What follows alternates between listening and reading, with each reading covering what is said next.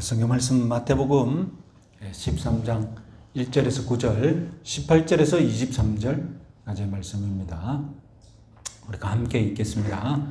그날에 예수께서 집에서 나가사 바닷가에 앉으심에 큰 무리가 그에게로 모여 들거늘 예수께서 배에 올라가 앉으시고 온 무리는 해변에 서 있더니 예수께서 비유로 여러 가지를 그들에게 말씀하여 이르시되 씨를 뿌리는 자가 뿌리러 나가서 뿌릴새 더러는 길가에 떨어지매 새들이 와서 먹어버렸고 더러는 흙이 얕은 돌밭에 떨어지매 흙이 깊지 아니하므로 곧 싹이 나오나 해가 돋은 후에 타서 뿌리가 없으므로 말랐고 더러는 가시떨기 위에 떨어지매 가시가 자라서 기운을 막았고 더러는 좋은 땅에 떨어지매 어떤 것은 100배, 어떤 것은 60배, 어떤 것은 30배의 결실을 하였느니라. 귀 있는 자는 들으라 하시니라. 그런즉 씨 뿌리는 비유를 들으라.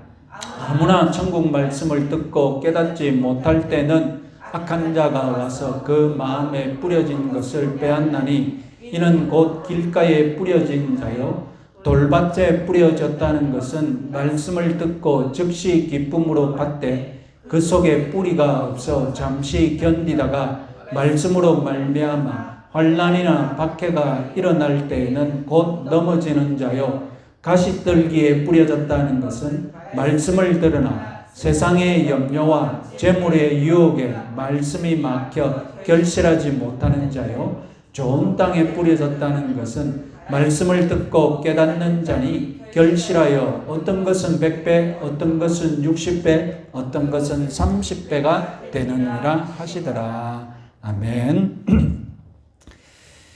아시다시피 마태복음 13장은 그 유명한 천국 비유장이죠. 문학적인 특징 세 가지를 우리는 주목할 수 있겠습니다. 파워포인트 보겠습니다. 첫째로 마태복음 13장은 세 번째 설교집입니다. 무슨 말이냐? 마태복음 이 복음서 안에는 예수님의 설교 모음집이 5권 있죠. 그 첫 번째가 5장에서 7장까지 산상설교이고, 그리고 두 번째가 마태복음 10장 제자 파송장, 선교 파송장입니다. 그리고 여기 마태복음 13장이 세 번째 설교 예수님의 천국 비유장이 되겠습니다. 둘째로 마태복음 13장은 아주 수준 높은 비유 모음집입니다. 마태복음서에는 이 비유라는 단어가 오늘 마태복음 13장에서 처음으로 나왔고 13장에서만 무려 10번이나 사용됩니다. 물론 13장 이전에도 예수님은 간간히 짧은 비유를 사용하셨습니다. 하지만 마태복음 13장에는 비유 7개를 연속적으로 그리고 마무리하시면서도 또 짧은 비유로 8번째 비유를 사용하실 정도로 마태복음 13장은 연속적인 비유 시리즈이며 그리고 예수님의 지금 진행되는 그 상황, 그 이야기와 비유가 잘 버무려져 있는 아주 수준 높은 비유장이 되겠습니다. 세 번째로 마태복음 13장은 이전 11장, 12장을 해명하고 설명하는 장입니다. 여러분 11장, 12장 제가 2+1 구조 몇 번 반복해서 말씀드렸죠. 두 개는 무엇입니까? 두 개는 부정적인 이야기, 예수님의 설교와 기적을 듣고 보고 안 믿고 비난하고 의심하는 이야기가 두 개 나오고, 그리고 나머지 한 개는 무엇입니까? 믿고 그리고 아주 긍정적인 이야기.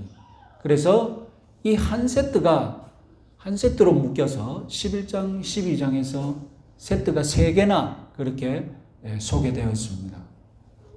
이제 마태복음 13장은 아니 어떻게 예수님의 사역을 보고 예수님의 설교를 직접 듣고 그러면서도 믿지 못하는 자가 있을 수 있는지, 아니 어떻게 예수님의 기적을 눈에 보고도 바알세불의 마법사다라고 비난할 수 있는지, 그 이유를 이제 마태복음 13장이 설명한다는 것입니다.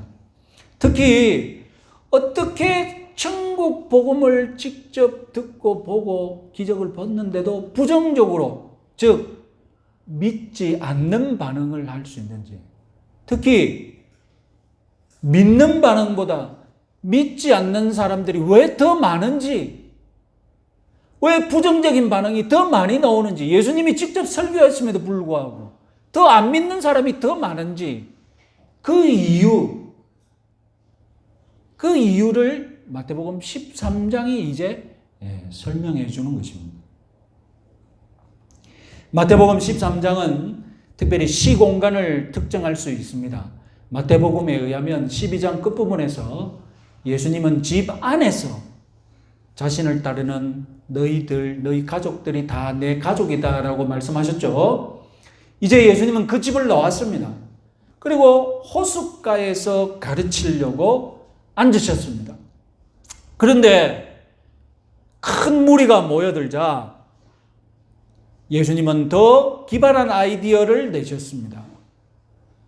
예수님은 배를 강단으로 사용하고, 그래서 물 위에 떠 있는 강단, 수상 강단을 만들기로 하신 것입니다. 그래서 예수님은 배 위에 수상 강단에 앉으셨고, 제자들은 배를 조종하고 배를 잡기 위해 함께 타고 있었고, 청중들은 해안가에 앉아서 설교를 들을 이런 배치가 된 것입니다. 자, 이런 자리 배치가 실용적이려면, 아주 효용적이려면 지형이 도와줘야 됩니다. 아무나 이렇게 앉는다고 해서 여러분 무슨 의미가 있겠습니까? 지형이 도와줘야죠. 마치 강의실처럼, 강의실처럼 그렇게 생긴 지형이 되어야 이 자리가 의미가 있는 거지 않습니까? 알파벳 U자형으로, 이렇게 U자형으로 형성된 지형, 우리말로는 만이라고 하죠. 무슨 만이라고 하지 않습니까? 그런 지형 안에 예수님의 배가 떠 있고 사람들이 주위에 앉아야 지금 설득이 되는 거지 않습니까? 우리 사진을 한번 보겠습니다. 자, 갈릴리 호수가 있고 예수님이 활동하시는 가버나움이 있습니다. 다음 사진은 좀 더 확대를 해보면 가버나움 중에 전에 제가 베드로의 집 유적이 남았다고 보여드린 적이 있죠. 기억나십니까? 베드로의 집. 그 집이 있는 곳에서 조금 더 한 1km 정도 해변가로 걸어가면 비유의 만이라는 장소가 있습니다. 사진으로 보시면 어떻습니까? 다시 한번 위에서 보시면 지형이 어떻습니까? 완전히 U자형이죠. 예, 그죠? 완전히 U자형으로 이걸 확대해서 우리 관광객이 한번 찍은 사진을 한번 보겠습니다. 어떻습니까? 지금 예수님이 저 안에서 설교를 하신다고 생각하시고 앉아 있는 거예요. 비유의만이라는 장소입니다.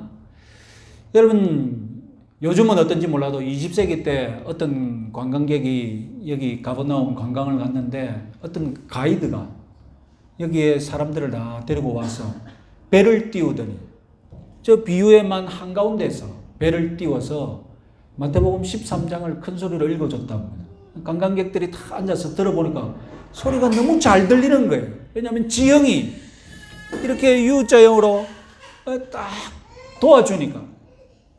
그래서 어떤 분은 약간 과장을 해서 100m 이상까지 더 잘 들린다고 하기도 합니다. 하여튼 성실한 관광객, 가이드를 만나면 여러분도 아마 저 자리에 앉으셔서 마태복음 13장 이 천국 비유장을 들을 수 있습니다.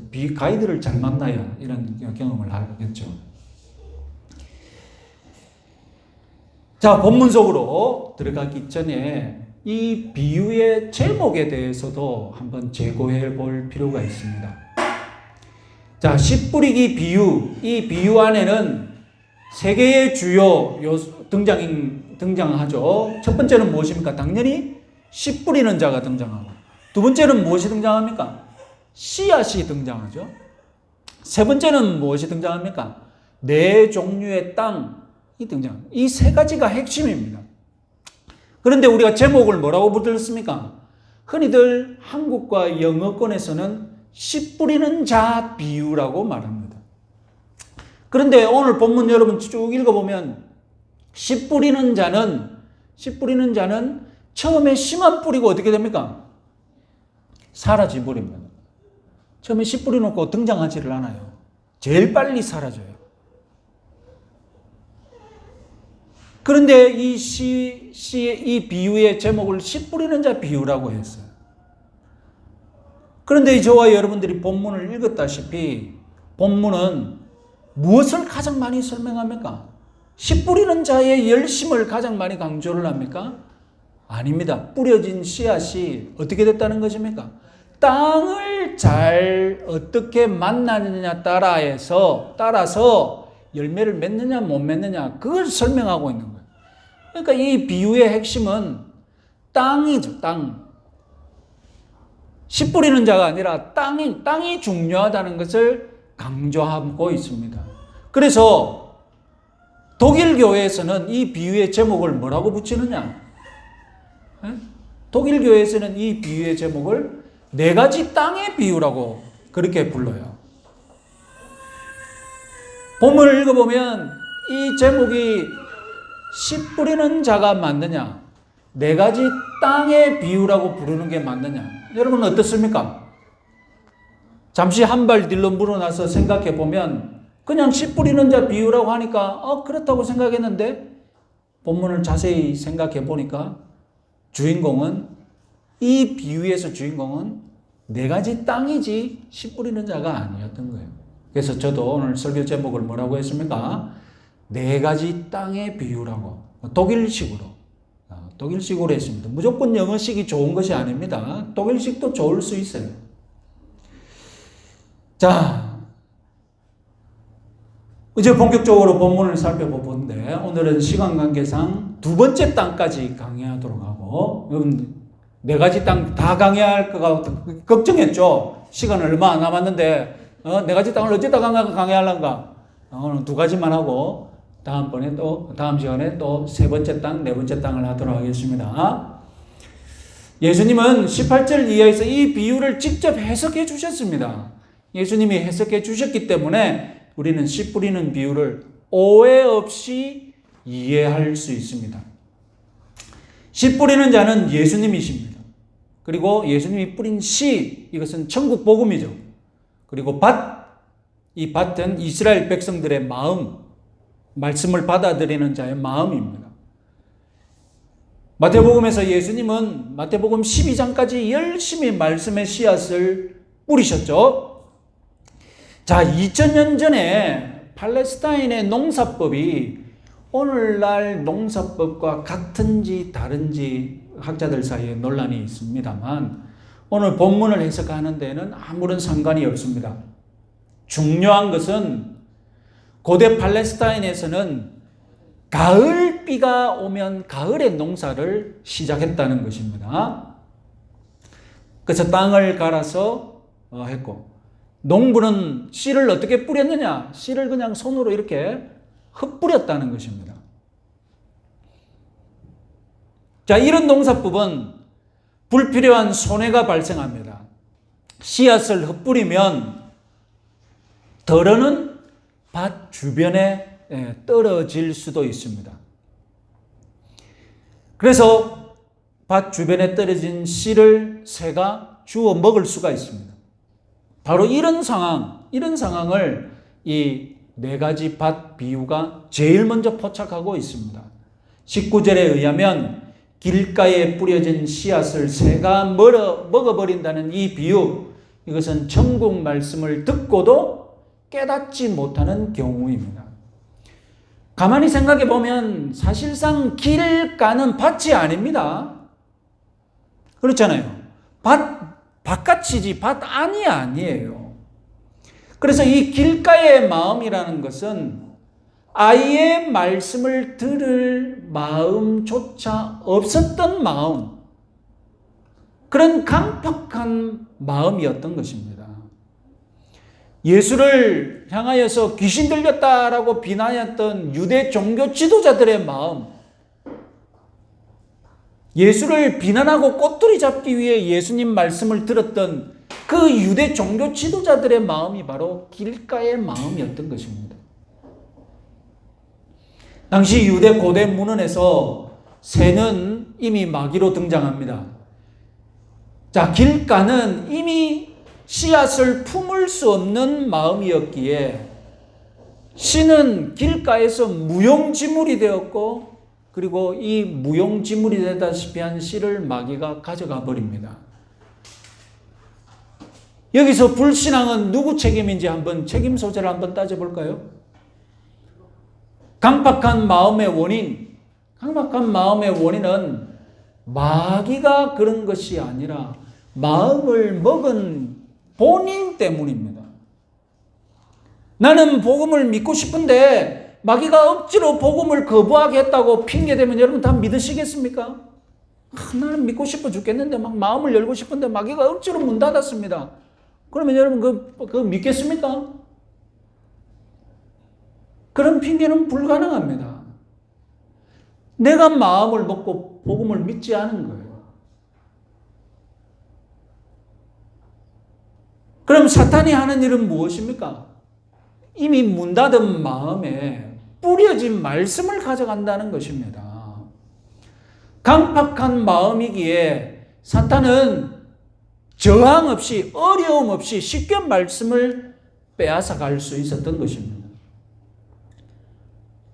자, 사실 여러분, 이 길가의 마음밭은 사실상 말씀을 들을 그런 의향이 전혀 없는 마음이기에 씨앗을 굳이 빼앗아 가지 않아도 됩니다. 길가의 말씀의 씨앗을 내버려둬도 괜찮은데 사탄은 굳이 말씀의 씨앗을 확실하게 가져갑니다. 왜 그럴까요? 행여나 길가에 뿌려진 씨앗이 기적을 일으킬 수 있기 때문에, 행여나 길가에 뿌려진 씨앗이 하나님의 말씀의 씨앗이기 때문에 기적을 일으킬까 봐 무서워서 말씀을 가져가는 거예요.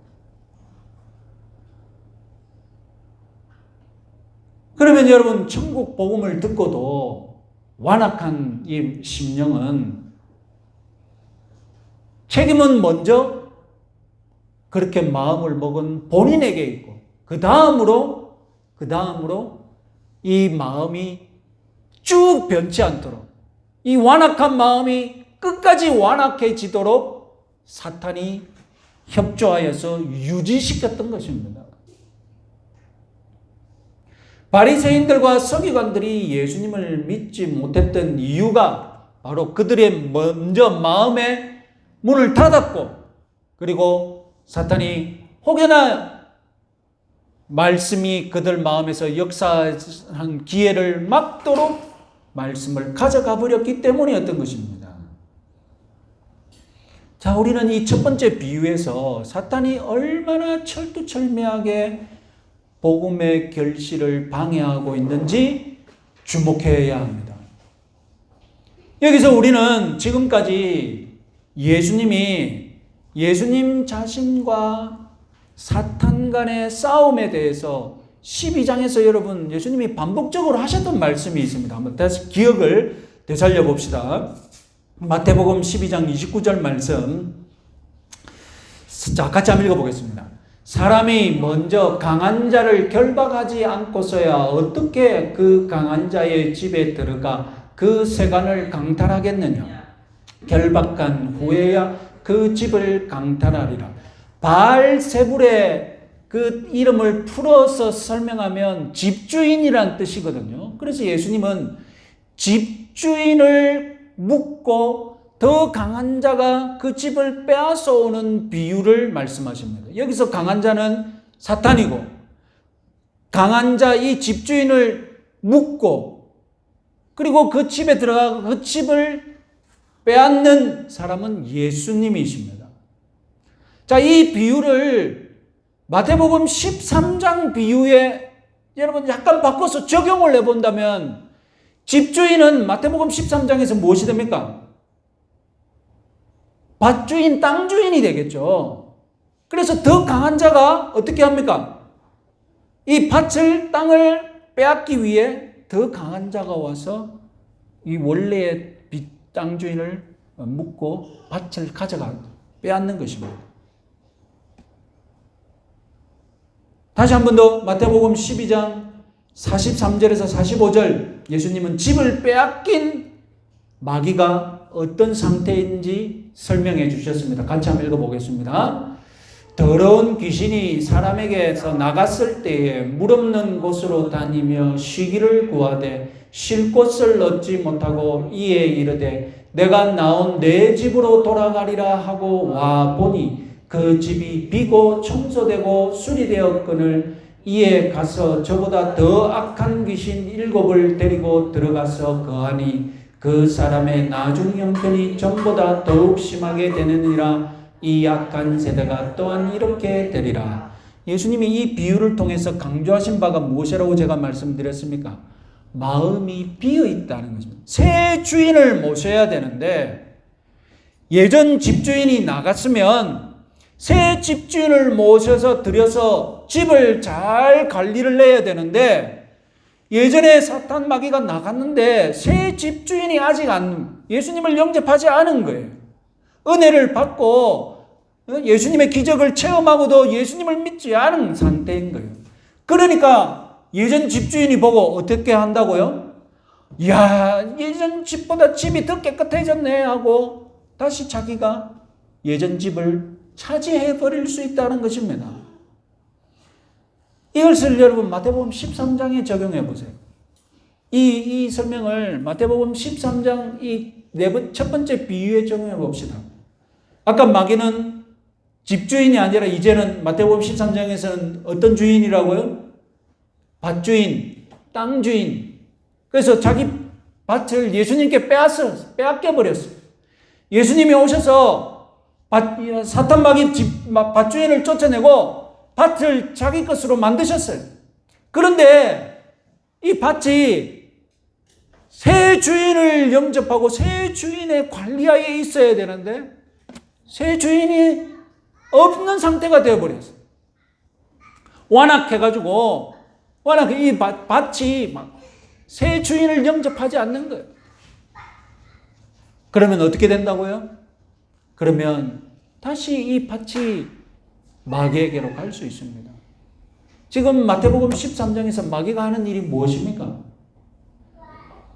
밭 주위에 계속 맴돌고 있는 거예요. 밭 주위를 계속 맴돌고 있다니까요. 그래서 길가에 말씀이 떨어지면 어떻게 합니까? 말씀을 주워 가져가 버려요. 그러면 두 번째, 세 번째, 네 번째 비유에서는 새가 등장하지 않습니다. 마귀가 등장하지 않습니다. 그러면 세 번째, 네 번째, 두 번째, 세 번째, 네 번째 밭에는 마귀가 관심이 없을까요? 마귀가 관심을 가진 것은 오직 길가만 마귀가 관심을 가지고 있을까요? 마귀의 관심은 결국 어디에 있습니까? 예? 밭이죠. 마귀의 관심은 길가가 아니라 이 첫 번째 비유에서는 길가에서만 마귀가 활동하는 것처럼 보여졌지만 우리가 전체 그림을 다 확장해서 생각해 보면 마귀의 관심은 길가가 아니라 밭을 되찾는 것이라는 것입니다. 그러니까 여러분, 마귀가 노리는 씨앗은 길가에 떨어진 씨앗뿐만이 아니라 밭에 떨어진 씨앗도 마귀가 노린다는 것을 우리는 명심하고 두 번째, 세 번째, 네 번째 비유도 봐야 된다는 것입니다.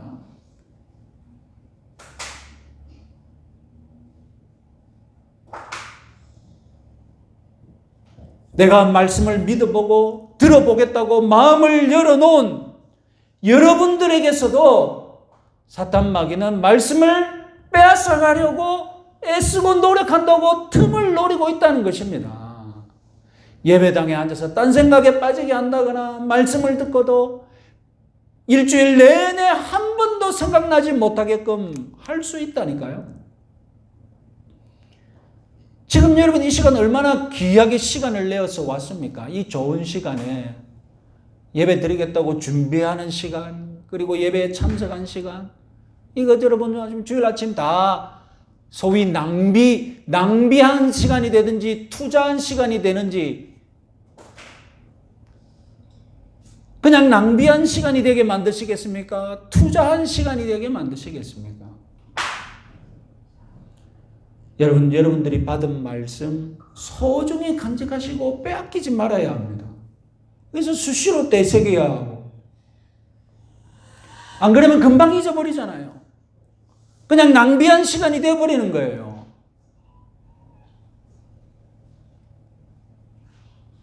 오늘 이 주일 아침에도 사탄은 여러분들에게 뿌려진 말씀의 씨앗, 그 씨앗을 탈취하려고 여러 가지 계획을 세우고 틈을 보고 있을 것입니다. 여러분, 틈나는 대로 유튜브에서 말씀을 다시 한번 들어보세요. 수시로 기회 날 때마다 여러분 심심하면 유튜브에서 뭐 보십니까? 그냥 우리 교회 서귀포신교에 들어와가지고 설교를 한 번이라도 더 들어보서 다시 한번 말씀을 자꾸 새기면 그 말씀이 여러분 마음밭에 계속 머물러 있는 거예요. 근데 주일날 이 말씀을 들었는데 일주일 내내 한 번도 생각 안 나고 그냥 지나면 그건 바로 말씀을 빼앗긴 거죠. 복잡하게 생각하지 마세요. 그러면 일주일 내내 한 번도 생각 안 하고 말씀을 빼앗겼다면 오늘 이 시간 여러분 낭비한 거예요.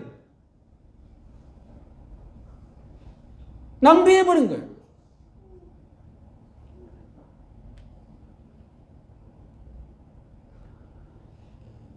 주중에도 이 말씀의 씨앗을 지키시고 결실을 맛보시는 여러분들 되시기 바랍니다. 자, 첫 번째 땅이 길가, 아예 밭이 아닌 땅이었다면 이제 두 번째부터는 이제 밭 안에서 볼 수 있는, 밭 안에서 볼 수 있는 그런 땅입니다. 그런데 우리는 돌밭에 대해 의문을 가질 수가 있습니다. 돌밭이라면 아니 눈에 돌이 많이 보이는 그런 밭 같은데 그런 돌밭에 누가 씨를 뿌리느냐는 겁니다. 밭에 돌이 보이면 그걸 밭을 갈아서 씨를 뿌리지 어떻게 돌이 보이는데 밭을 그 씨앗을 뿌릴 수 있느냐? 여러분, 그런데 두 번째 땅은 겉보기에 돌이 눈에 보이는 그런 밭이 아닙니다. 이른바 지상에 흙이 보이는 부분이 얇은, 표토층이 얇은 밭. 지상의 흙층이 얇은 이유, 바로 그 땅 속에 안반이 있기 때문에, 안반이 있고 그 위에 흙이 얇게 덮여 있는 밭. 특히 이 팔레스타인에는 땅 속에 석회암층이 많습니다. 아까 말씀드렸듯이 가을비가 오고 난 후 농사를 시작한다고 했지 않습니까?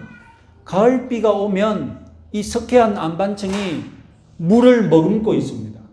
그러면 무슨 역할을 합니까? 땅 속에 수분을 저장해 놓는 그런 이 석회암이 그런 역할을 하죠. 씨를 뿌리면 어떻게 됩니까? 씨를 뿌리면 석회암이 물을 가지고 있기 때문에 뿌리를 내리는데 도움을 줍니다. 그런데 여러분, 석회암 특징이 무엇입니까? 물을 가지고 있습니다만 또 어떤 역할을 합니까? 석회암은 물을 잘 빼는 역할도 합니다. 석회암은 물이 잘 빠집니다. 물이 머물러 있질 않아요. 오랫동안 머물러 있질 않아요. 석회암층이 물을 다 빼고 나면 해가 뜨고 그러면 그 안반이 열을 받으면 어떻게 되겠습니까? 열을 받으면 마르죠. 그러면 그 위에 있는 흙층도 어떻게 됩니까? 같이 마르겠죠. 그래서 비가 온 후 씨를 뿌리면 그 석회암층은 물을 머금고 있을 때는 뿌리를 내리고 싹을 틔우는 데는 도와줬는데 이제 물이 빠지고 난 이후에는 오히려 씨를 말려 죽이는데 역할을 하게 되는 것입니다. 20절에서 예수님은 이 비유를 직접 해석해 주셨습니다. 두 번째 씨앗은 말씀을 듣고 즉시 기쁨으로 받았지만 말씀을 인하여 환난이나 핍박이 일어날 때는 곧 넘어지는 경우를 비유한 말씀입니다. 넘어진다. 이것은 실족과 범죄를 넘어서 신앙을 포기하는 것, 배교를 뜻하기도 합니다. 꼭 배교자가 아니더라도 겉보기엔 말씀을 즐겁게 수용했지만 햇볕이 뜨거울 때, 즉 고난과 박해가 일어날 때 헌신을 포기하는 신앙을 비유한 것이기도 합니다. 자, 두 번째 이 땅의 특징은 무엇입니까? 기쁨과 즉시, 즉 기쁨과 빨리의 신앙이라는 점입니다. 기쁨을 정죄하는 것이 아닙니다. 복음은 우리에게 분명히 기쁨을 제공합니다. 이 신앙의 문제는 기쁨만 누리려고, 기쁨만 추구하는 신앙이라는 것입니다. 그래서 기쁨을 얻는 동안에는 신앙이 엄청 빨리 자랍니다. 누구보다도 뜨겁고 누구보다도 헌신적입니다. 그래서 이 사람 너무 즐겁고 너무 뜨거우니까 막 조금이라도 얼굴 찌푸리고 있는 사람 보면 왜 당신은 복음을 받으면서도 그렇게 얼굴을 보고 은혜스럽지 못하냐고. 자기가 막 즐거우니까 세상이 다 즐거워야 되는 것처럼. 그래서 자기가 즐겁고 은혜로우니까 이것이 진짜 은혜의 상징인 것처럼.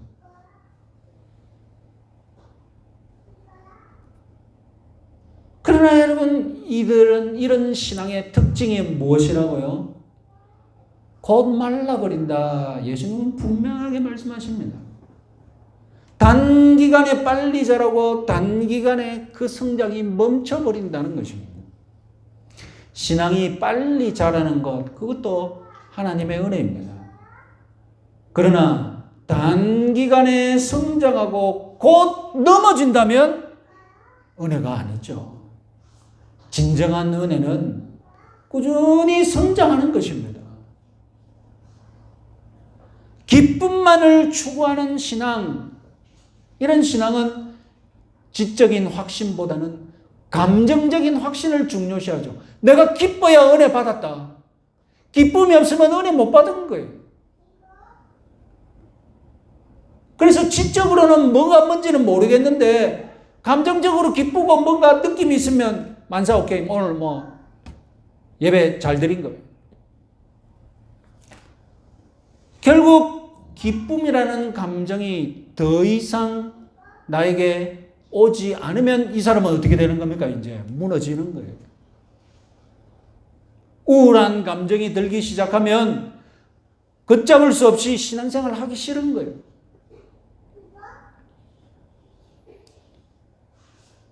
저는 여러분들에게 예배를 드릴 때, 설교할 때 강조하는 것이 무엇입니까? 지적으로도 설득되고, 여러분 지적으로도 확신이 들게, 그리고 그런 지적인 확신 가운데 마음이 기쁨을 얻고 마음이 같이 갈 수 있도록 그런 강해 설교를 하지 않습니까? 때로는 좀 더 지적인 본문이라면 강해 설교도 지적일 수밖에 없는 것이죠. 성경 말씀은 지적이며 동시에 우리는 감정적임을 믿으시기 바랍니다. 내 신앙도 지적인 동시에 감정적인 신앙임을 여러분 믿으시기 바랍니다. 기쁨만 추구하고 빨리를 추구했던 신앙을 여지없이 허물어 버리는 것이 바로 뜨거운 햇빛, 고난, 박해입니다. 21절에서 예수님은 말씀으로 말미암아 환난이나 박해가 일어날 때가 있다라고 분명하게 말씀하셨습니다.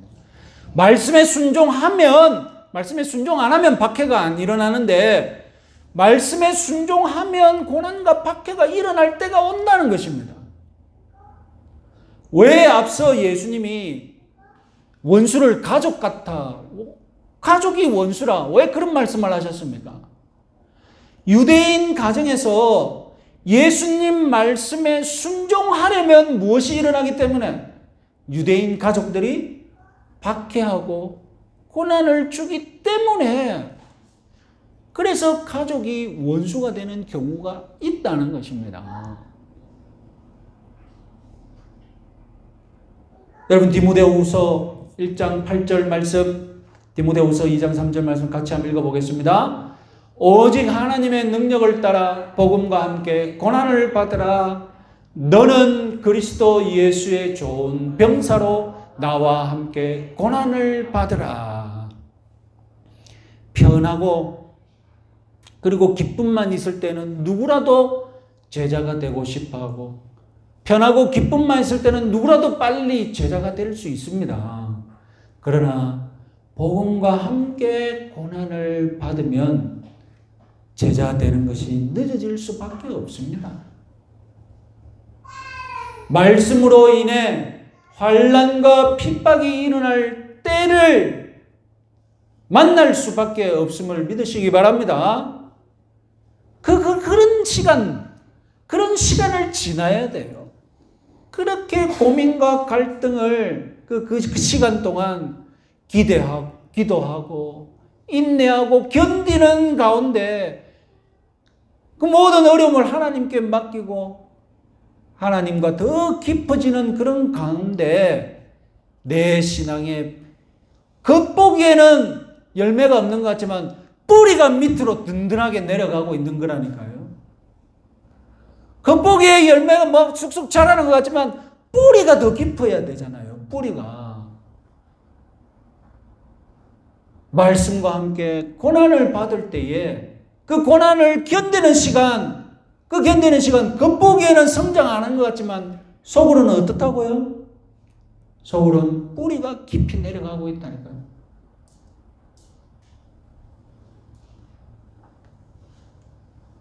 기쁨만 추구하고 빨리빨리 즉시 이런 신앙은 뿌리가 없는 신앙, 심오한 기쁨을 모르는 신앙이죠. 기쁨을 추구하는 사람들은 고난을 극복하는 그런 길고 긴 시간을 못 견딥니다. 그저 재빨리 기쁨을 얻길 바라고 여기서 기쁨 기쁘지 않으면 은혜가 없다고 당장 때려치우고 하나님이 주시는 진정한 기쁨은 무엇입니까? 고난이라는 그 시간 가운데 하나님과 교제 누리는 그 기쁨입니다.